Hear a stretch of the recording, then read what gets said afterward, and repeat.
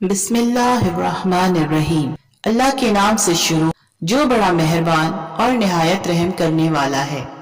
دوستوں، آپ کو مومنہ ٹی وی پر ویلکم۔ مومنہ چینل کے محترم عزیز دوستوں، السلام علیکم۔ ناظرین، آج کی اس ویڈیو میں ہم پیش کرنے جا رہے ہیں ایک ایسا دلچسپ واقعہ جس کو سن کر آپ حیرت میں پڑ جائیں گے۔ یہ واقعہ ہے ایک اللہ والے اور ایک ہندو جادوگر کا، جس کے جادو سے بستی کے تمام مسلمان مگرمچھ بن گئے۔ یہ واقعہ بہت ہی حیرت انگیز ہونے والا ہے، اس لیے آپ سے میری مؤدبانہ گزارش ہے کہ اس واقعے کو مکمل طور پر سمجھنے کے لیے اس ویڈیو کو اینڈ تک ضرور دیکھیں۔ محترم ناظرین، کسی دور دراز کے گاؤں میں ہندو اور مسلم ایک ساتھ رہا کرتے تھے۔ وہاں پر ایک مسلم گھرانہ تھا، اس میں ہر گھرانے کا تعلق غیر مسلم گھرانے سے بہت گہرا تھا، اور یہ کوئی بری بات بھی نہیں سمجھی جاتی تھی۔ ان کے درمیان ایسا میل جول تھا، وہ خوشی اور غمی میں شرکت کرتے، اور کبھی بھی ایسا نہیں ہوا کہ ان کی ایک دوسرے سے لڑائی ہوئی ہو، یا پھر کسی غیر مسلم نے کسی مسلم کو تنگ کیا ہو۔ لیکن اچانک سب کچھ بدل گیا۔ ایک دم سے نہ جانے کیا ہوا، اس گاؤں میں بدلاؤ آ گیا۔ یہ بدلاؤ مسلمان گھرانے کے لیے بہت ہی برا ثابت ہوا، اور ان کی وجہ سے تمام مسلم گھرانے لپیٹ میں آ گئے۔ ہوا یوں کہ مسلم گھرانے کا ایک فرد بیمار ہو گیا۔ بہت دفعہ علاج کے باوجود بھی اس کا مرض ختم نہیں ہوا، تو اس کو اس کے دوست نے ایک ہندو پنڈت سے ملنے کا مشورہ دیا۔ تم ایک دن ہمارے دیوتا کے سامنے اگر پوجا کرو اور منت مانگو تو تمہاری بیماری ٹھیک ہو جائے گی۔ اس نے اپنی جہالت کی بنا پر اس کی بات مان لی اور پوجا پاٹ کرنے لگا۔ کیونکہ اس کو کہیں سے بھی کوئی حل نہیں نظر آ رہا تھا، اس نے سوچا کیوں نہ اس کے دیوتا کے سامنے ہی ماتھا ٹیک دوں۔ بیماری پھر بھی ٹھیک نہیں ہوئی تو ہندو دوست نے کہا کہ صرف ایک فرد کی پوجا کرنے سے نہیں چلے گا، گھر کے سبھی افراد کو پوجا کرنا پڑے گا، تو شاید تمہاری بیماری ٹھیک ہو جائے۔ بندہ اس پر بھی راضی ہو گیا اور وہ اپنے بال بچوں کے ساتھ پوجا کی رسم ادا کرنے لگا۔ لیکن اس کی بیماری اب بھی ٹھیک نہ ہوئی، تو اس کے ہندو دوست نے کہا کہ یہ ایک دن کی پوجا کافی نہیں، مستقل پوجا کرنا پڑے گی۔ وہ شخص اپنے گھر والوں کے ساتھ، بیوی بچوں کے ساتھ مستقل پوجا پاٹ کرنا شروع ہو گیا۔ حتیٰ کہ ہر پوجا میں بھی وہ لوگ شریک رہتے اور ہندوؤں کی طرح پانی میں ڈبکی لگا کر منت مانگتے۔ بیماری تو بہرحال ٹھیک نہیں ہوئی، لیکن اب گاؤں کے بہت سے مسلمانوں پر مسلم گھرانے کا یہ راز کھل گیا کہ وہ لوگ ایک اللہ کے سامنے سر جھکانے کے بجائے اپنی بیماری ختم کرنے کے لیے مندر میں جاتے ہیں، اور اس بڑے مندر میں جا کر دیوتا کے سامنے سر جھکاتے ہیں۔ یہ بات مسلمانوں کے لیے بہت تکلیف دہ تھی۔ لوگ تو گمراہ ہو چکے تھے، لیکن باقی لوگ ایسا نہیں کرنا چاہتے تھے۔ ان کو کچھ سمجھ نہیں آ رہا تھا کہ کیا کریں، کیونکہ اگر کوئی ان ہندوؤں کے خلاف جاتا، ان کا ایک جادوگر پنڈت انہیں مگرمچھ بنا دیتا۔ یہی وہ بات تھی جس سے ڈر کر وہ مسلم گھرانہ پوجا پاٹ کر رہا تھا۔ ہندو دوست نے کہا، دیکھو تم ہمارے دوست ہو، اگر تم ہماری بات مانتے ہو تو سب کچھ ٹھیک ہو جائے گا، لیکن اگر تم نے ہماری بات نہ مانی تو پورا گھرانہ مگرمچھ بن جائے گا۔ اسی ڈر سے وہ مندر جاتے اور پوجا پاٹ کرتے۔ قریبی ایک تالاب تھا جہاں پر موجود سارے مگرمچھ ہی غریب مسلمان گاؤں والے تھے۔ اللہ کے طاقتور بندے کا انہیں انتظار ہونے لگا اور ظلم بڑھتا جا رہا تھا۔ مسلمان اپنے مذہب سے ہٹ رہے تھے، چاہ کر بھی کچھ نہیں کر پا رہے تھے، اور تالاب میں موجود مگرمچھ کی تعداد دن بدن بڑھتی جا رہی تھی۔ ایک مرتبہ ایک عورت اپنے شوہر کے ساتھ باہر جا رہی تھی کہ ایک ہندو پنڈت سامنے آ گیا۔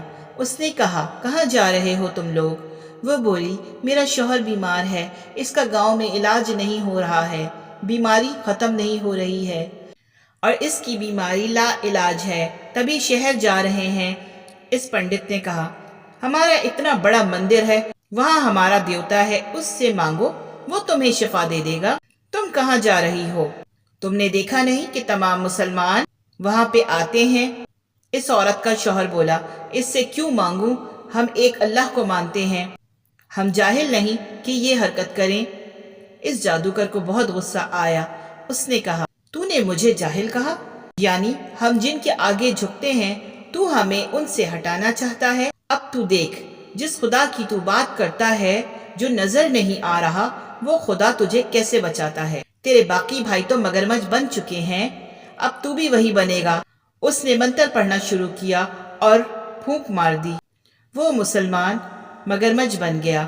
اس کی بیوی چلائی، یہ کیا کیا تم نے؟ میرا اللہ تمہارے ظلم کو ضرور ختم کرے گا اور ایک ولی بھیجے گا جو تم سب کو تہس نہس کر دے گا۔ جادوگر زور زور سے ہنسنے لگا اور کہنے لگا، اچھا جاؤ لے کر آؤ اس انسان کو جو ہماری بستی کو مٹائے۔ وہ چلائی، آئے گا، اللہ تعالیٰ اسے ضرور بھیجے گا، تو دیکھتا رہ جائے گا۔ تو نے جو بھی کیا ہے میرے اور تمام مسلمان بہن بھائیوں کے ساتھ، تو دیکھنا تیرا انجام بہت برا ہوگا۔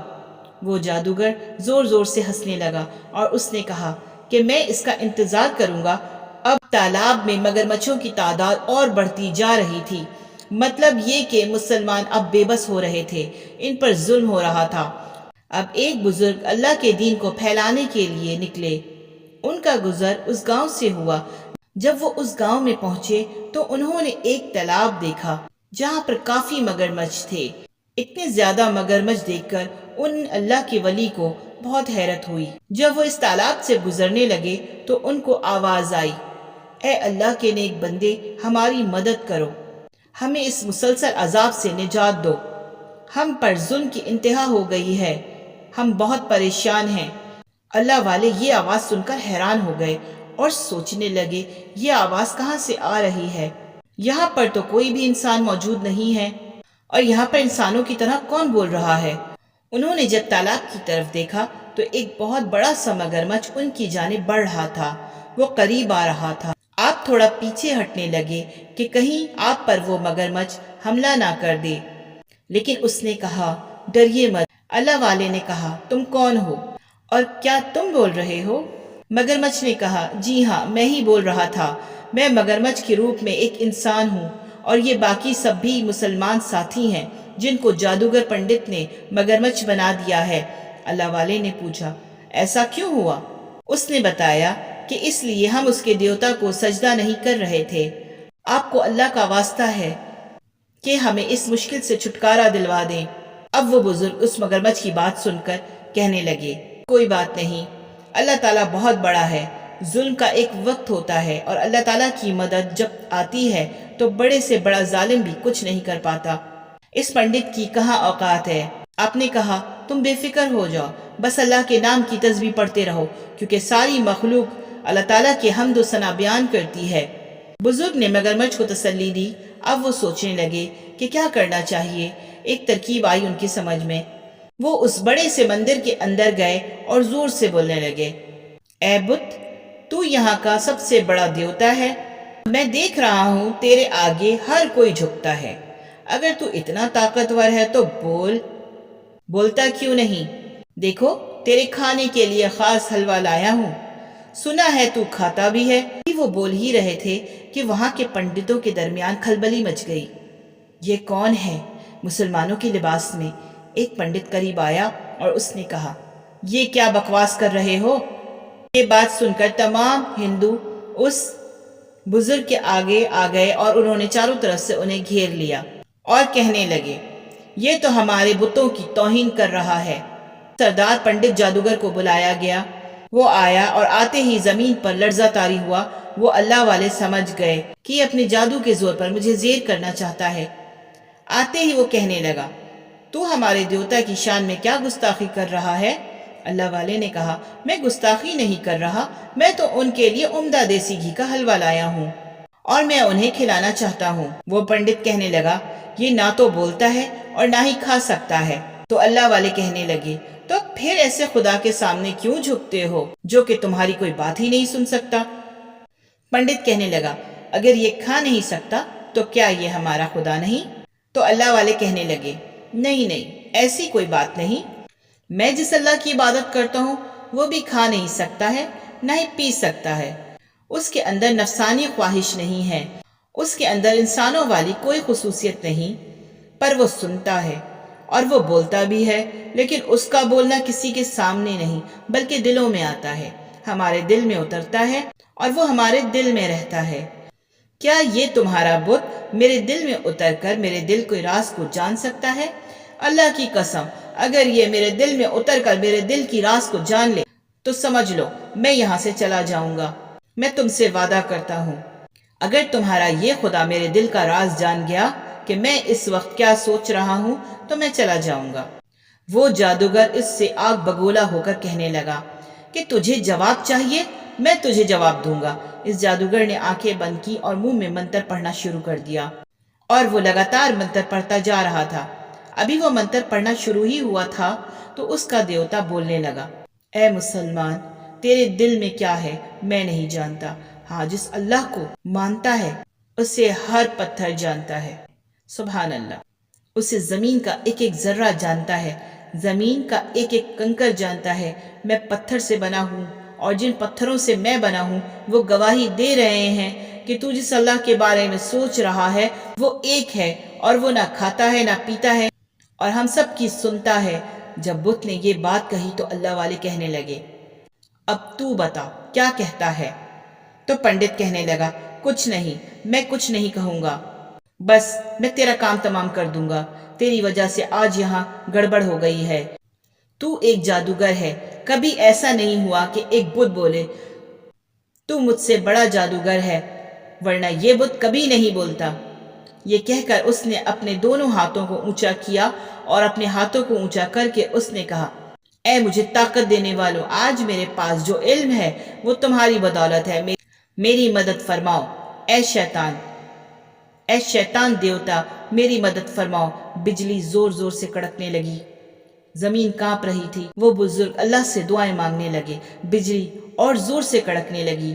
تمام بستی کے مسلمان جو باقی رہ گئے تھے وہ ایک کے بعد ایک سب مگرمچھ بنتے جا رہے تھے۔ اللہ والے نے اپنی دعا کو نہ توڑا اور مسلسل دعا کرتے رہے کہ اے اللہ تعالی ہماری تو مدد فرما، ہم تیرے بغیر بے بس ہیں، بے شک سب سے بڑی طاقت تو ہی ہے اور تو ہی ہر چیز پر قادر ہے۔ تیرے حکم کے بغیر کوئی پتا بھی نہیں ہل سکتا، تیرے حکم کے بغیر کوئی کسی کو کوئی نقصان نہیں پہنچا سکتا اور نہ کسی کو کوئی فائدہ پہنچا سکتا ہے اگر تو نہ چاہے۔ یا اللہ تو ہماری مدد فرما۔